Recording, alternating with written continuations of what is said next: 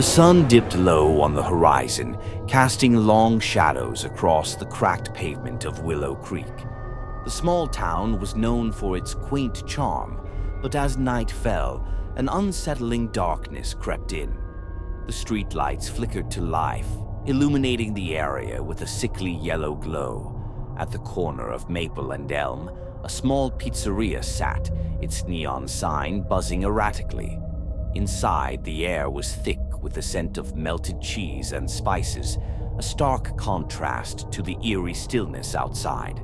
Jake, a delivery driver for Tony's Pizzeria, leaned against the counter, scrolling through his phone. Business had been slow that evening, and he was itching for a chance to hit the road. Just then, the phone rang, breaking the monotony. "Tony's Pizzeria, where every slice is a delight," Jake chirped, trying to sound enthusiastic. "Yeah, I'd like to place an order," a voice crackled on the other end, low and gravelly. "Sure. What can I get for you?" Jake's interest peaked as he grabbed a notepad. "A large pepperoni with extra cheese, and you'll need to deliver it to the old Harrington house," the voice said. Jake's stomach sank. The Harrington house was a notorious local legend, a decrepit mansion on the outskirts of town that had been abandoned for decades. Rumors swirled about its dark past, disappearances, strange noises, and ghostly sightings. Delivering a pizza there was a fool's errand, but the voice on the phone sounded insistent. You sure you want it delivered there? It's kind of creepy," Jake stammered. "Just bring the pizza and you'll get a hefty tip," the voice replied, a hint of menace creeping into its tone. "And don't be late." Jake hesitated, but the prospect of a big tip outweighed his fear. He wrote down the order and grabbed the pizza from the oven, carefully placing it in the delivery bag.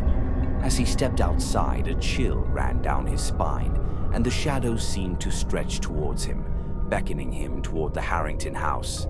The drive to the Harrington house felt longer than usual.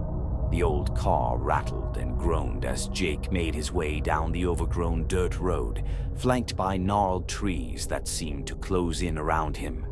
His heart raced as he neared the house, its silhouette looming ominously against the twilight sky. The windows were shattered and the paint was peeling, giving it a ghostly appearance. Jake parked the car and took a deep breath, trying to steady his nerves. He grabbed the pizza and stepped out, the crunch of gravel beneath his feet echoing in the silence. The air was thick with the scent of decay, and he felt a strange pull toward the front door, which hung ajar, creaking softly in the wind. "Hello," he called out, his voice shaky. "Pizza delivery." No response, only the sound of the wind whistling through the trees. Jake hesitated, glancing back at his car, but the promise of a generous tip urged him forward. He stepped onto the porch, the wood groaning under his weight, and pushed the door open wider. Inside, the house was dark, the air heavy with dust and neglect. Moonlight filtered through the broken windows, casting eerie shadows on the walls. Jake squinted, trying to make out any movement. "Hello, I've got your pizza." Silence answered him. He moved deeper into the house, his footsteps echoing in the emptiness. As he stepped into the living room, he felt a sudden drop in temperature, a chill that wrapped around him like a vice. The room was filled with old furniture, covered in white sheets that looked like ghosts draped in mourning. "Where are you?" Jake called, a hint of panic creeping into his voice. He felt foolish for being scared, but couldn't shake the sensation that he was being watched. Just then, he heard a noise from upstairs, a soft thud, followed by the unmistakable sound of laughter. It was a child's laughter, high-pitched and innocent. Jake's heart raced. "Is anyone up there?" he shouted, but the laughter stopped abruptly, replaced by an oppressive silence that buried him in dread. He turned to leave, the pizza bag slipping from his grasp as he stumbled back toward the door. But before he could reach it, he heard a whisper, a soft, melodic voice that seemed to float through the air. "Stay, just a little longer." Jake froze, his blood running cold. "Who's there?" he demanded, trying to sound brave. The laughter returned, but it was no longer playful. It was sinister, echoing off the walls and wrapping around him like a shroud. "Stay. Play with us." He turned, heart pounding, and saw shadows darting in the corners of the room. They flickered and swirled, taking on the shapes of small children. "No, I have to go," he shouted, backing away. But the shadows twisted closer, their eyes glowing with a malevolent hunger. "Don't you want to play?" one of them asked, stepping into the moonlight. The child appeared ethereal, translucent with hollow eyes that seemed to bore into Jake's soul. "We've been waiting for someone to come. We need a friend." Panic surged through Jake as he turned to flee, but the door slammed shut with a deafening crash. He stumbled back, his heart racing as he banged on the door, desperate to escape. "Let me out, please." The laughter crescendoed, filling the room with a cacophony of sound. "You're ours now," they cried in unison, their voices blending into a terrifying harmony. "You can't leave." Jake felt a pull at his feet, as if the floor itself was trying to drag him down. He stumbled backward, falling to the ground, pizza rolling away from him. The shadows swirled above, their laughter morphing into shrieks of delight as they surrounded him. "Join us, Jake.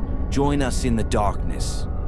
With adrenaline coursing through his veins, Jake scrambled to his feet and lunged for the window. He could hear the children's wails behind him, their voices blending into a cacophony of terror.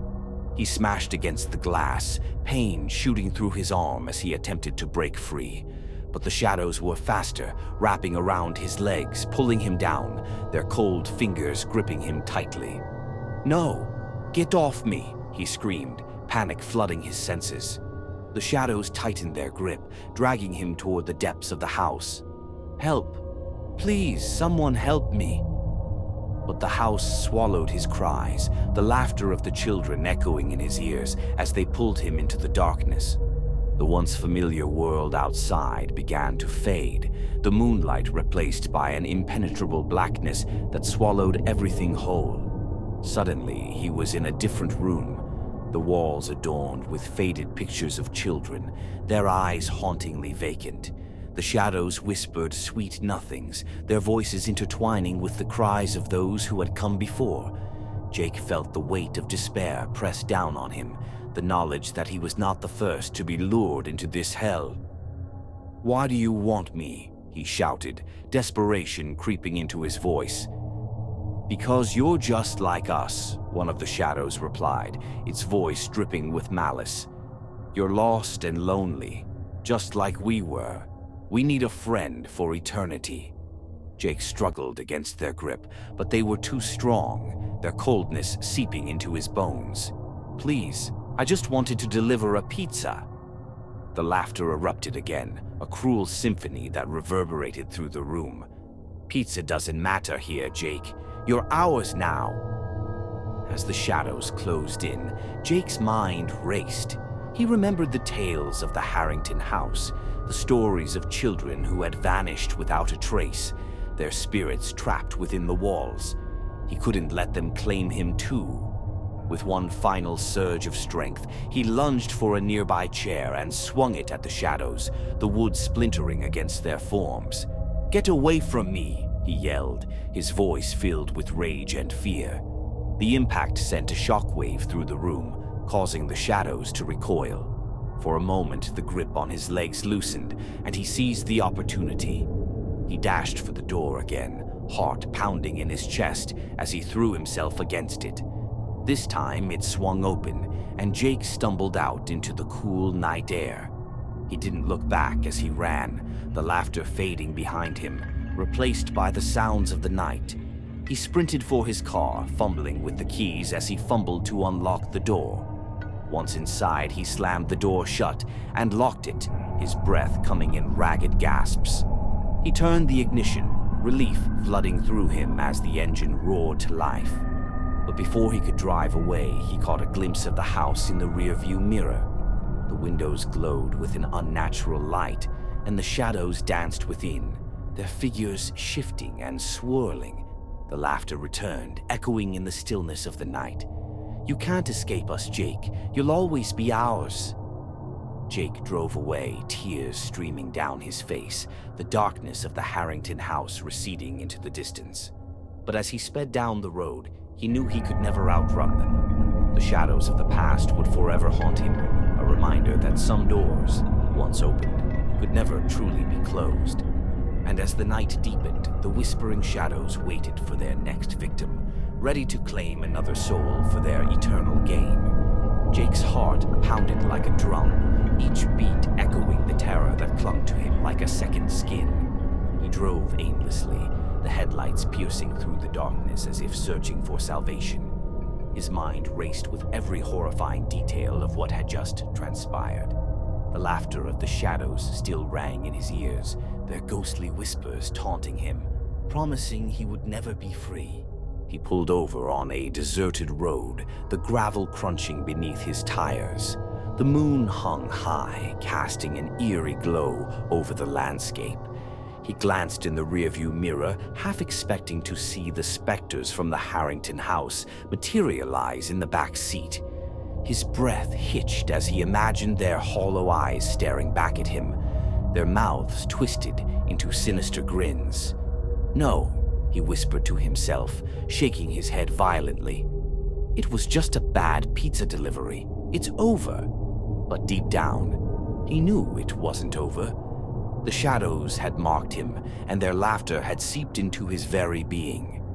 He needed to escape, to find a way to rid himself of their grasp. The thought of returning to the pizzeria filled him with dread. He couldn't bear the idea of facing Tony, of explaining why he hadn't returned. As he sat there, the stillness of the night wrapped around him, an unsettling calm that felt more like a predator stalking its prey. He took a deep breath and decided to call Tony, hoping to find some reassurance in his boss's familiarity. "Tony's Pizzeria," Tony's voice boomed through the speaker, jovial and warm as always. "Jake, you're back already? I was just about to send out a search party." "Tony," Jake exclaimed, his voice shaky. I went to the Harrington house. There were kids, shadows. They tried to take me." Whoa, slow down, Jake. What are you talking about? The Harrington house is just an old wives' tale. You're pulling my leg, right? I'm serious, Tony. They were real. I barely got away." Panic surged through Jake as he recalled the icy fingers gripping his legs, pulling him down into darkness. "Listen, I know it's late, but you need to calm down. You probably just got spooked. Why don't you come back to the pizzeria? I'll make you a slice. We'll laugh about this in no time," Tony said, his voice dripping with false comfort. I can't go back there. They'll find me," Jake shouted, his voice cracking with desperation. "Who? The kids? Jake, you're not making sense. You need to pull yourself together." "You're freaking me out," Tony replied, concern beginning to lace his tone. "I'm not kidding, Tony. They were waiting for me. They said I was theirs now." The words tumbled out, each one heavier than the last. Okay, let's take a breath. Just drive back here and we'll figure it out. You can't let some story get to you, all right? Just get back on the road," Tony urged, but Jake could hear the doubt creeping into his boss's voice. As they spoke, shadows loomed in the edges of Jake's mind, an inevitability that clawed at his sanity. The laughter rose again, a ghastly chorus that sent chills down his spine. He could almost see their faces, twisted and distorted, waiting for him to return. "I can't," Jake finally said, voice trembling. "I can't go back there, Tony. I need help." "Okay, I'll come to find you," Tony said, his voice firm. "Just stay put. I'll be there soon." Jake ended the call, feeling a flicker of hope. Maybe if he could just get to Tony, he could escape this nightmare. He took a deep breath and started the car, the engine roaring to life. But as he pulled back onto the road, the shadows lurked at the periphery of his vision, mocking his every move. The minutes dragged on like hours as he drove, the landscape blurring into a dark smear of trees and shadows. Every rustle of leaves, every flicker of movement sent his heart racing. He felt like prey, hunted by the very darkness he had tried to escape. The road stretched endlessly before him, winding through the thick woods that seemed to close in around him. Suddenly, his phone buzzed, vibrating violently against the dashboard. Jake's heart leapt into his throat as he grabbed it, hoping it was Tony. But it was a text from an unknown number. "You can't run from us, Jake. We're waiting." Panic surged through him, and he threw the phone into the passenger seat as if it were a venomous snake. He turned the radio up, drowning out the whispers that echoed in his mind. But no amount of noise could silence the laughter, the taunts that seemed to seep from the very air around him. "Shut up, just shut up," he screamed, slamming his hands against the steering wheel. As if in response, the laughter grew louder, a cacophony that filled the car, vibrating through his bones. In the distance, he saw headlights approaching and felt a flicker of hope. It was Tony. Relief washed over him as he pressed down on the accelerator, desperate to reach safety. But as the headlights grew closer, Jake's heart sank. They weren't just headlights, they were the glowing eyes of the shadows, manifesting in the form of a vehicle, an old, rusted truck that seemed to materialize from the darkness itself. It barreled down the road toward him, swerving wildly as if driven by a lunatic. "Get off the road!" Jake screamed, swerving to avoid a collision. But the truck didn't stop. It continued to hurtle toward him, its headlights blinding. In a split second, the truck slammed into Jake's car, metal crumpling and glass shattering. The impact sent Jake's vision spiraling as his car spun out of control, crashing into a tree. Pain exploded through him as he was thrown against the steering wheel, the world fading to black. When Jake opened his eyes, he was lying in the wreckage of his car, the scent of gasoline mixing with the forest's earthy aroma. He groaned, trying to move, but pain shot through him. Panic rose as he realized he was alone, the shadows creeping back into his consciousness, whispering promises of despair. "Jake, Jake," the voices called, soft and persistent, like the rustling of leaves in the wind. He forced himself to sit up, wincing at the pain that radiated through his body. The night was still dark, but the moon hung high, illuminating the scene with a cruel light. He glanced around, hoping to see the truck, but it had vanished into the night, leaving him stranded and vulnerable. "Help," he called, his voice trembling. "Someone help me." But the forest swallowed his cries, the shadows creeping closer, their laughter resonating within him. He could feel them, their presence suffocating as they surrounded him like a vice. "You shouldn't have run away, Jake. You're ours now," they whispered, their voices layered with malice. In that moment, he understood the truth. He wasn't just running from the shadows, he was running from himself. The darkness he felt was not an external force, but a reflection of his own fears and failures. He had tried to escape, but they were a part of him now. A part he could never shake off. Summoning every ounce of strength, Jake crawled out of the wreckage, the cold ground biting at his skin. He stumbled into the woods, desperate for escape, for a way to outrun the truth. But the shadows followed, wrapping around him like a suffocating shroud.